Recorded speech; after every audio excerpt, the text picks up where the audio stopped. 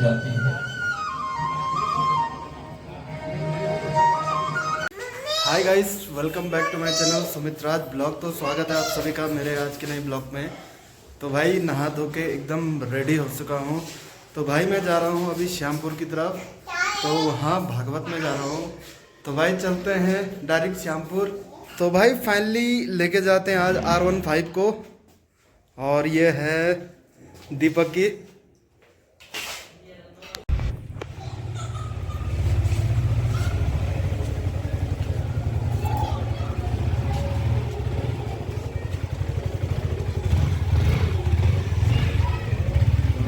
तो भाई मैं फाइनली पहुंच चुका हूं श्यामपुर में, और मुझे यहां अंदर जाना है और यहीं पे भागवत हो रही है, भागवत कथा। तो भाई चलते हैं, बाइक से पहुंच गया हूं मैं श्यामपुर में।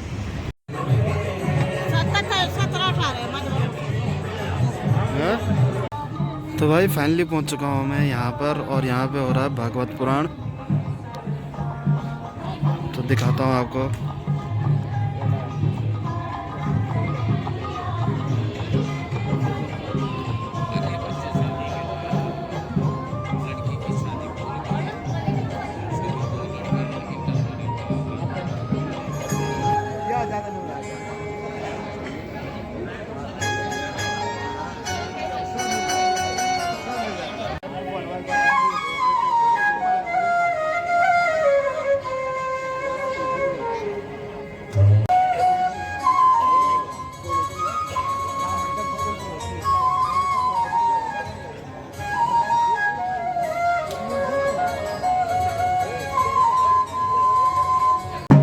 भाई शास्त्री जी आ रहे हैं, सामने देख सकते हैं आप। ममोला जी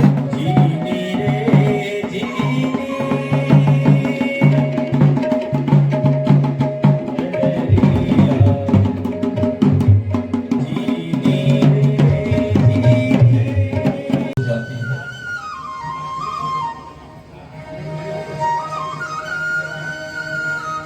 ऐसा सत्संग हमारे जीवन में आया और आता ही रहेगा।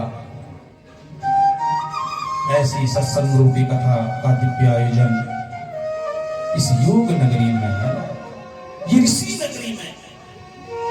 सतगुरुदेव कहते हैं कि जहां भागवत की पोथी आ जाए वही वृंदावन होता है, वही मथुरा है, साक्षात वृंदावन ही यही है। जहां राम कथा हो वही अयोध्या है। ऐसा पुण्य श्रीमद् भागवत का दिव्य आयोजन के मुख्य पुरोधा यजमान श्रीमान श्रीमती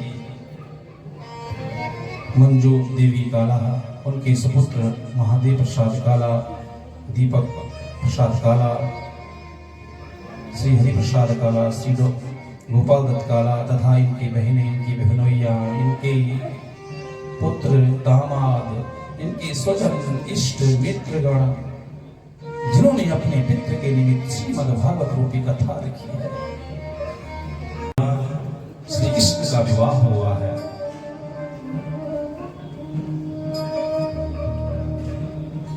सांडिल्य मुनि गोत्रोच्चार कर रहे हैं। मंगलम भगवान विष्णु मंगलम गरुड़ध्वज मंगलम पुंडरीकाक्ष भूयोर्भूपति मंगलम। बड़ा सुंदर विवाह हो रहा है, विवाह हो गया है। और आज तो विवाह की परिभाषा ही बदल गई है। हमारा ज्योतिष शास्त्र विवाह के लिए महीनों की बात करता है। किस महीने में हम अपने बेटे या बेटी का विवाह करना चाहिए? तुम आगे धनवती कन्या फाल्गुने शुभगा भवे वैशाखे तथा ज्येष्ठे पत्यो अत्यंत वल्लभा आषाढ़े कुलवृत्ति च साधन्ये मास वर्जिता। बोले कब विवाह होना चाहिए? 6 महीने विवाह के हैं, 6 में 7वां महीना विवाह का नहीं है। अब तो जब मर्जी तब विवाह हो जा रहे हैं ना। और विवाह के 11 नक्षत्र भी हैं। रोहिणी उत्तर रेवत्यो मूलम स्वाति मृगो मघा अनुराधा च हस्तस्य विवाहे मंगलप्रदः। 11 नक्षत्र विवाह के, इन्हीं नक्षत्र में विवाह होना चाहिए, तब जाकर के विवाह शुभ मानते हैं ना। विवाह किसको कहते हैं? क्या डीजे बजाने को विवाह कहते हैं? या 10-5 दिन से घर में धाम चल रही है, मेहमान आ रहे थे, इसको विवाह कहते हैं? जो घर में इतना 20-25 पेटी लग जाए, क्या इसको विवाह कहते हैं? क्या नाचते लोगों पे नोट गिराना, क्या इसको विवाह कहते हैं? या बैंड बाजी को विवाह कहते हैं? किसे विवाह कहते हैं बताइए आप। बोले जो पंडित जी वेदी के अंदर जो विधि पूर्वक भोजन किया जाता है उसे विवाह कहते हैं।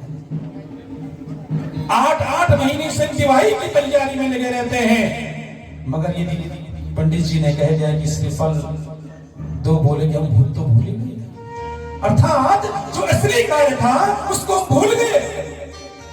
ये विवाह की तैयारी कर रहे हैं या हम दिखावे की तैयारी कर रहे हैं? लोगों से धन ले लेकर के, कर्जा ले लेकर हम विवाह करते हैं। विश्वामित्र ही समझा रहे हैं, जो असली काम है उस पे ध्यान दो। कहीं इस दिखावे के चक्कर में कहीं जो असली कार्य है वो गौर ना हो जाए।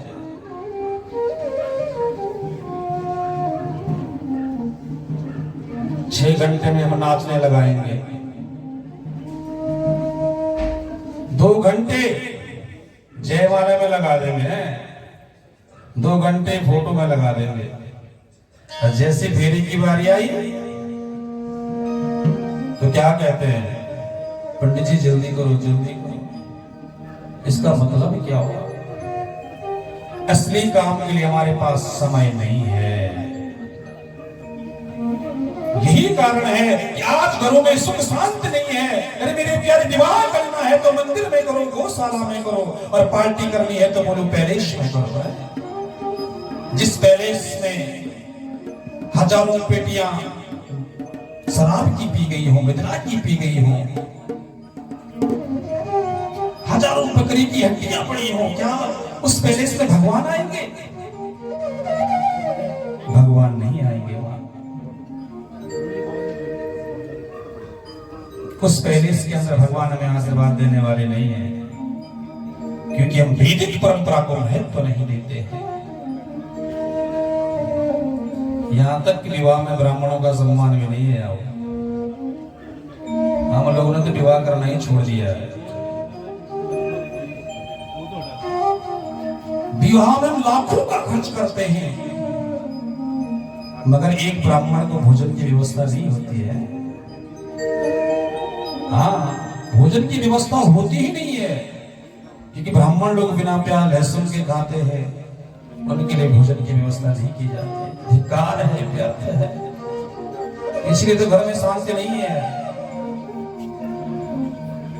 विवाह में बहुत सारे व्यंजन बनाते हैं ना, 1-2 व्यंजन बना दीजिए ना बिना प्याज लहसुन से। इसलिए मेरी प्यारी, डॉक्टर अपने बेटे को डॉक्टर बनाना चाहता है, वकील अपने बेटे को वकील बनाना चाहता है, मगर ब्राह्मण अपने बेटे को पंडित नहीं बनाना चाहता है। ये सत्य बात है, क्योंकि ब्राह्मणों का सम्मान नहीं रहा। और एक समय ऐसा भी आएगा जब हमारा बच्चा, घर में बच्चा होगा और नामकरण के लिए हम गली गली में ढूंढेंगे, कोई आओ हमारे बच्चे का नामकरण संस्कार करवाओ। ऐसा चिल्लाना भी पड़ेगा। इसीलिए मेरे प्यारे, जो असली कार्य है उस पर ध्यान देना चाहिए। बोलो बाल कृष्ण भगवान की जय। मेरे प्यारे, भगवान का सुंदर विवाह हुआ। इसके पश्चात भगवान का जामवंती सत्यभामा के साथ विवाह हुआ, भौमासुर का उद्धार किया, 16,100 कन्याओं से भगवान का विवाह हुआ है। 17 की पुत्री सत्यभामा से मित्रवंदा, भद्रा, लक्ष्मणा, कालिंदी, भगवान की 16,108 रानियां हुई। अब देखिए 16,108 क्या है, ये कोई स्त्रियां नहीं है, ध्यान देना। क्योंकि वेद में 3 कांड होते हैं, ज्ञान कांड, कर्म कांड और उपासना कांड। और उपासना कांड में 16,000 मंत्र हैं। और उपासना किससे करते? उपह समीपे असनम।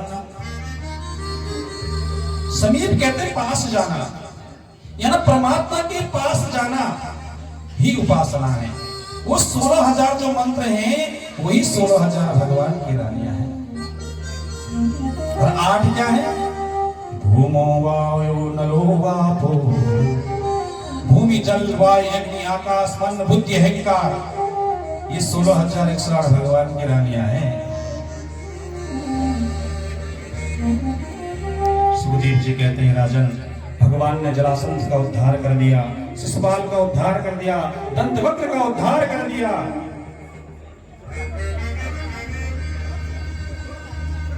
कह रहे हैं राजन, मुझे ये कथा स्मरण आ रही है।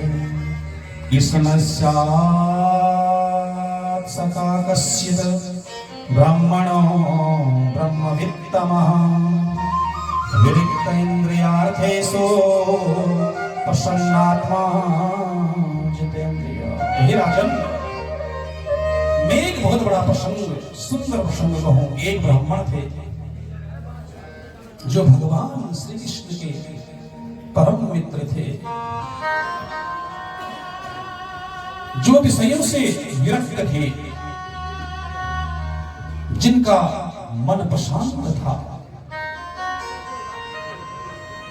और जितेंद्रिय थे। वो बोले उनका नाम क्या था? उनका नाम था सुदामा।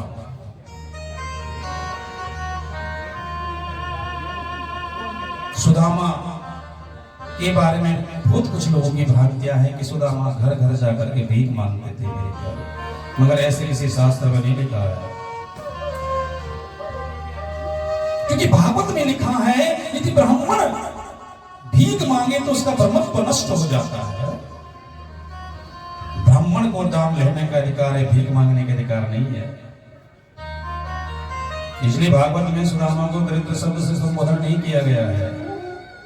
बोले दरिद्र किसे कहते हैं? कौन दरिद्र है? किसे दरिद्र कहते हैं? तो शास्त्र कहते हैं दरिद्रयोस्तु असंतुष्टो। जो असंतोषी होते हैं उसे दरिद्र कहते हैं। जिसके मन में संतोष है वही दरिद्र है मेरे प्यारे। भयंकर गरीबी है सुदामा के जीवन में।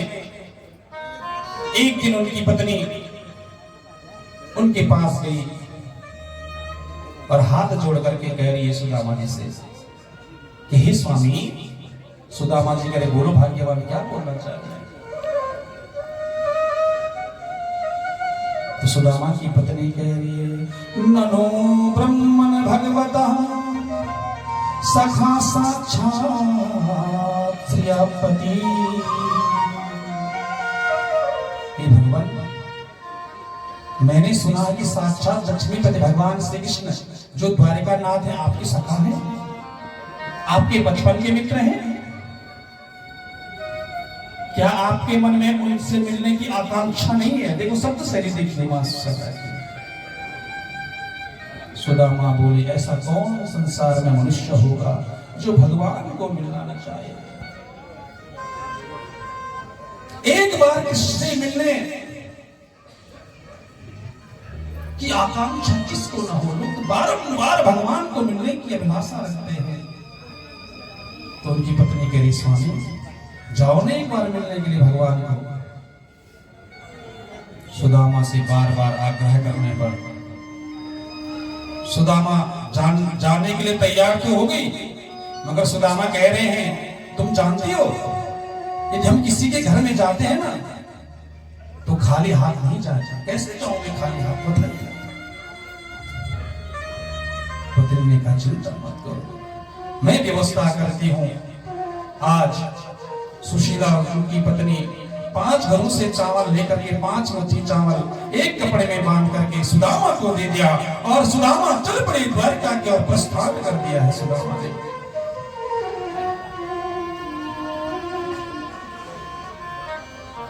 आदरणीय सुखदेव जी कह रहे हैं, हे राजन, सुदामा का दर्शन तो करें, सुदामा का शरीर कैसे है? बोले 20 जगहों से धोती फटी हुई है, सिर ढकने को वस्त्र नहीं है, पैरों में दिवाइयां पड़ी हैं, केवल हड्डी का ढांचा बना है, दुबला पतला शरीर, लेकिन मस्तक पर तेज झलक रहा है ब्राह्मण का। और मन ही मन में कह रहे हैं, घनश्याम तुम्हें ढूंढने जाए कहां, अपनी विरह की याद दिलाएं कहां। मन में कृष्ण मिलन की कामना है, मन में गोविंद की दर्शन की दिव्य अभिलाषा है मन में। और जा रहे हैं मन ही मन गुन गा रहे हैं, चले श्याम सुंदर से मिलने सुदामा, चले श्याम सुंदर से मिलने सुदामा, चले श्याम सुंदर से मिलने सुदामा, चले श्याम सुंदर से मिलने सुदामा, चले श्याम सुंदर से मिलने सुदामा, चले श्याम सुंदर से मिलने सुदामा। पग पग रटते हरे कृष्ण रामा, पग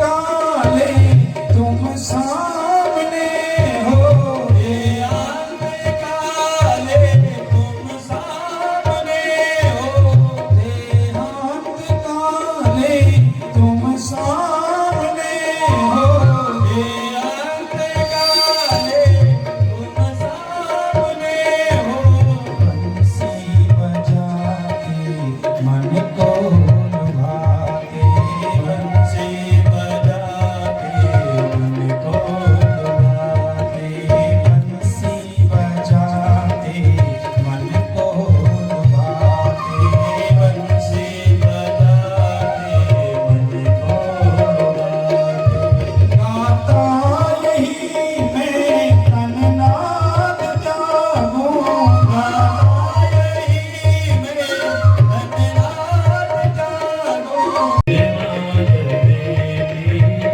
गोविंद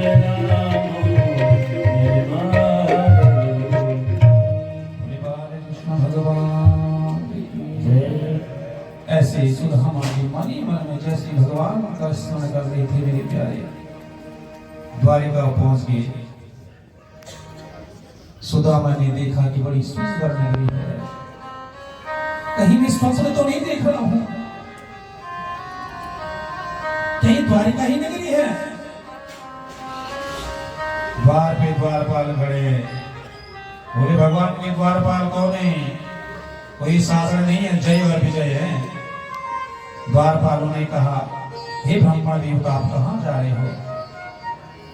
भगवान सुदामा बोले कि मैं उनका सखा हूं और आप हमें उनके दर्शन करा दीजिए। बस द्वारपालों ने कहा, विराजिए, मैं प्रभु तक आपका संदेश पहुंचाता हूं। जैसे ही द्वारपाल भगवान के पास गए और भगवान से पूछ रहे हैं, भगवान ने पूछा, अरे द्वारपालों कैसे अंदर आना हुआ है? क्या कोई बात हो गई है? ऐसा कौन सा कार्य आ पड़ा जिससे कि तुमने मेरी नींद में बाधा पहुंचाई? द्वारपाल बोले, भगवान हमें आपसे निवेदन करना था। बोले क्या बात है? द्वारपाल कह रहे हैं, शीश बगाना जगा तन पे प्रभु जाने को आई बसो गई गावा। शीश बगाना जगा तन पे प्रभु जाने को आई बसो गई गावा। शीश बगाना जगा तन पे प्रभु जाना को आई बसे गई गावा। शीश बगाना जगा तन पे प्रभु जाने को आई बसे गई गावा। धोती पट्टी सी लटी दुपट्टी और पाय उपासना ही नहीं रहा। धोती पट्टी सी लटी पाय उपासना ही नहीं समा। द्वारे खड़ो बीच दुर्बल एक, द्वारे खड़ो बीच दुर्बल एक, भयो जगी शुभ सुधा अभिरामा। पूछत दीन दयाल गोदाम बतावत अपने नाम सुदामा। पूछत दीन दयाल गोदाम बतावत अपनो नाम सुदामा। जैसे ही द्वारकाधीश ने सुना कि मेरा मित्र सुदामा आया है, सिंहासन से नीचे थे और दौड़ लगाते लगाते बाहर चले गए हैं द्वारकाधीश। कहीं दुपट्टा गिर गया, कहीं भगवान का तुल्य वस्त्र गिर गया। सत्यभामा देख रही है, रुक्मणी देख रही है, सारी द्वारपाल देख रही, कौन सा व्यक्ति आ गया जिसको मिलने के लिए भगवान नंगे पैर दौड़ पड़े हैं। क्योंकि यदि ब्रह्मा जी भी आ जाए, भगवान शंकर जी भी आ जाए, तो उनको मिलने के लिए एक महीना लग जाता है। जैसे बाहर पहुंचे, सुदामा को गले लगा दिया, मेरे परमात्मा ने जाने कितनों दिन इससे मिलने की तरस थी परमात्मा की सुदामा के प्रति। सब गदगद हो गए। भगवान सुदामा को अपने अंतःकरण भवन में ले आए, बैठाया और स्वयं नीचे बैठ गए। देखो, और रुक्मणी से दंड मंगाया। आत्मा सुजीत जी कहते, परीक्षित जैसी सुदामा की दशा देखी सुदामा की दीन दशा, करुणा करके करुणा निधि होए। देखी सुदामा की दीन दशा, करुणा करके करुणा निधि होए। देखी सुदामा की दीन दशा, करुणा करके करुणा निधि होए। देखी सुदामा की दीन दशा, करुणा करके करुणा निधि होए। पानी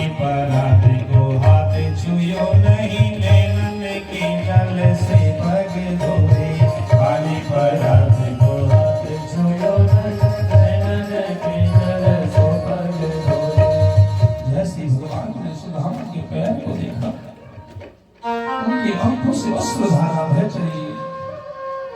सुदामा के पैर की ज्वाइयां फटी हुई थी।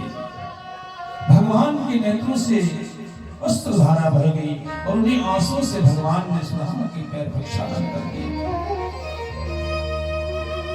सुदामा कह रहे हैं ना, ये भगवान, ये आप क्या कर रहे हैं? भगवान कह रहे सुदामा को, हे सुदामा, आज मैं जो कुछ भी हूं,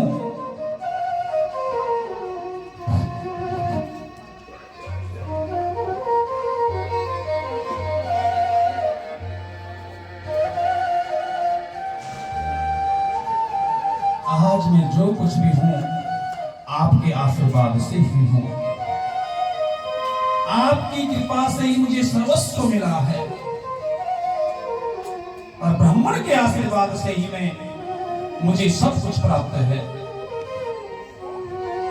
विप्र प्रसादा धरणी धरो हम, विप्र प्रसादा कमला, विप्र प्रसादा अजितो जितो हम, विप्र प्रसादा मम राम। आज मैं जो कुछ भी हूं ब्राह्मणों की प्रताप से हूं। ये ब्राह्मण का आशीर्वाद मेरे प्यारे बहुत बड़ा होता है। भगवान श्री कृष्ण ने कह दिया कि आज मैं अगर इस पृथ्वी पे राज कर रहा हूं तो ब्राह्मण की कृपा से कर रहा हूं। यदि मुझे लक्ष्मी की प्राप्ति हुई है तो ब्राह्मण की कृपा से हुई है। क्योंकि ब्राह्मण का आशीर्वाद बहुत बड़ा होता है। मनुष्य स्मृति कहती है, यदा देवेषु वेदेषु गोषु विप्रेषु साधुषु धर्मे मयि च विद्वेषः सदा आसो विनिश्यते। और यदि ब्राह्मण के प्रति तुम्हारे मन में द्वेष की भावना आ गई, रोष की भावना आ गई, बोले वो तुरंत नष्ट हो जाता है, उसे कोई नहीं बचा सकता है। और यही बात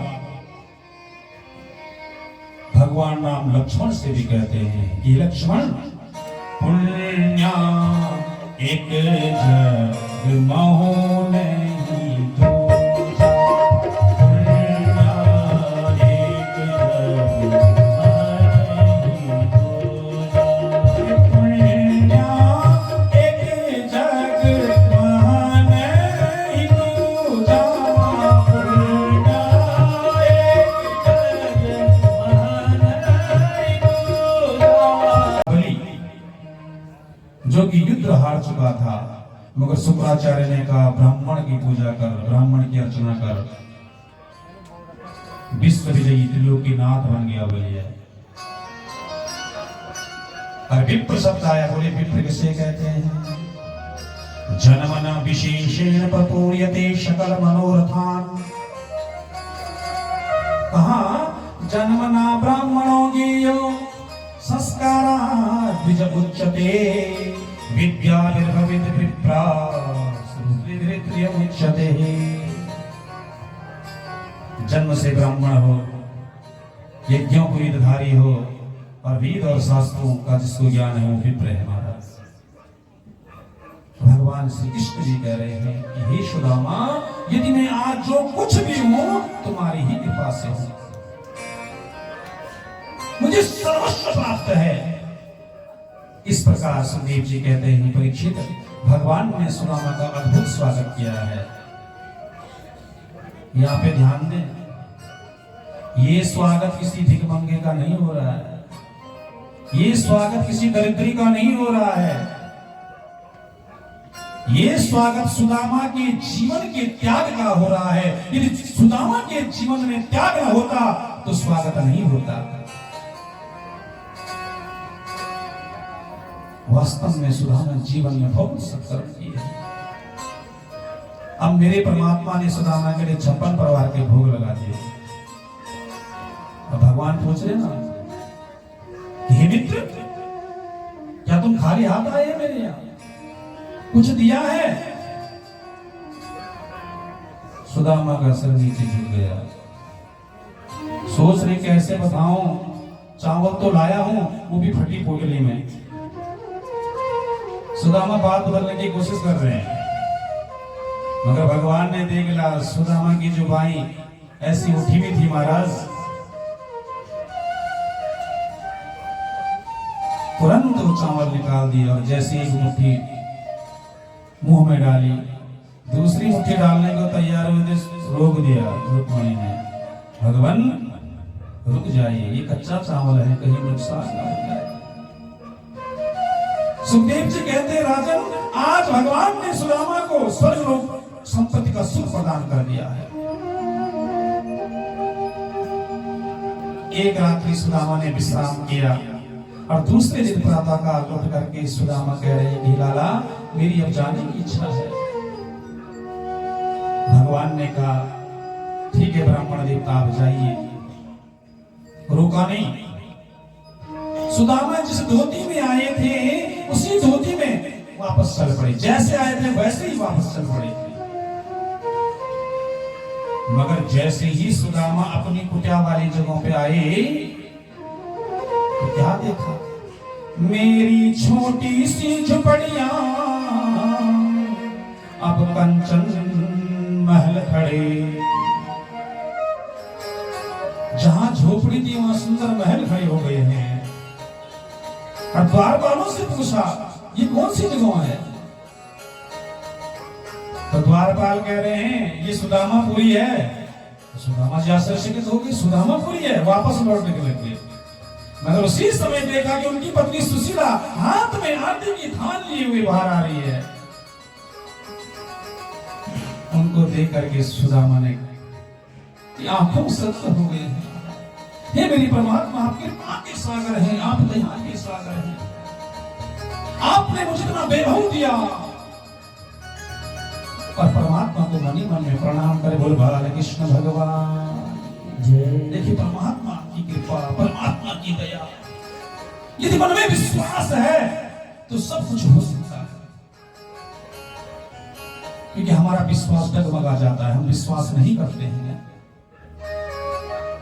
घर में 9 दिन का अनुष्ठान कर दिया, अब कुछ बात हो गई, आज के बाद तो करना ही नहीं अनुष्ठान, मन का विश्वास है ही नहीं। मंदिर में पानी जल चढ़ाने के लिए गए, रास्ते में ठोकर लग गई, अरे कुछ फायदा नहीं है जल चढ़ा करके, मन में विश्वास नहीं है। इसलिए मन में विश्वास को जागृत करना है। गोपियों के पास क्या था, न धन का भंडार था न ज्ञान का भंडार था, उनके पास परमात्मा के विश्वास का भंडार था, प्रेम का भंडार था, परमात्मा को प्राप्त हो गई।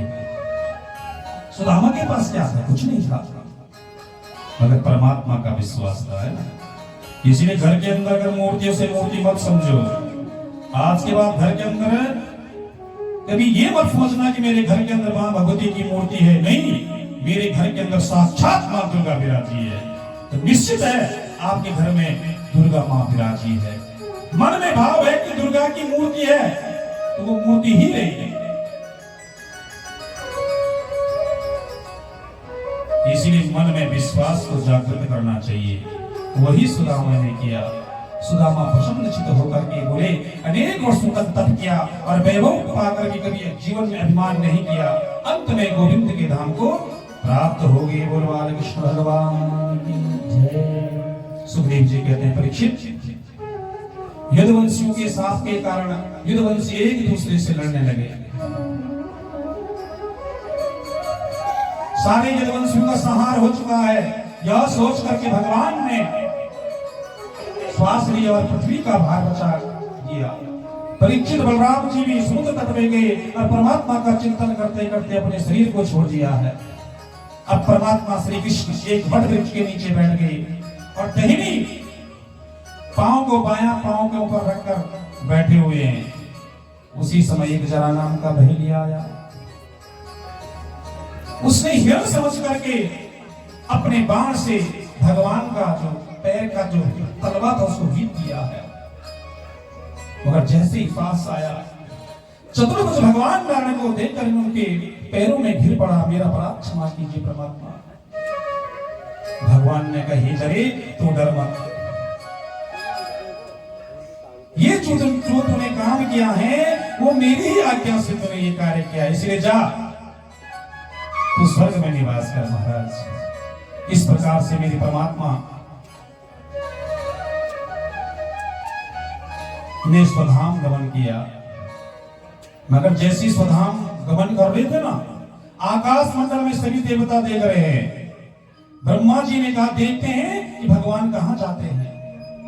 तो देखते देखते भगवान अंतर ध्यान हो गए महाराज, और भगवान ने ये जो श्रीमद् भागवत रूपी पोथी है इसमें विराजमान हो गए। बोले श्रीमद् भागवत महापुराण की जय। श्रीमद् भागवताख्योऽयं प्रत्यक्ष कृष्ण एव हि। ये साक्षात भगवान श्री कृष्ण का वाङ्मय विग्रह श्रीमद् भागवत महापुराण है।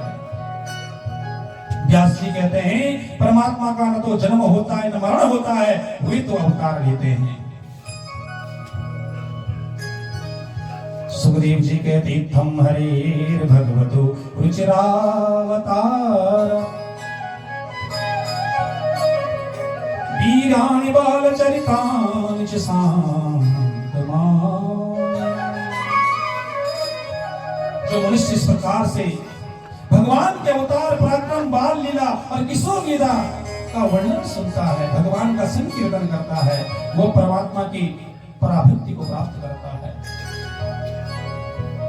सुखदेव जी कहते हैं राजन, इस कलयुग में बड़ी दुर्गुण होगी, कोई सत्य नहीं बोलेगा मगर एक गुण रहेगा, कलयुग केवल नाम आधार।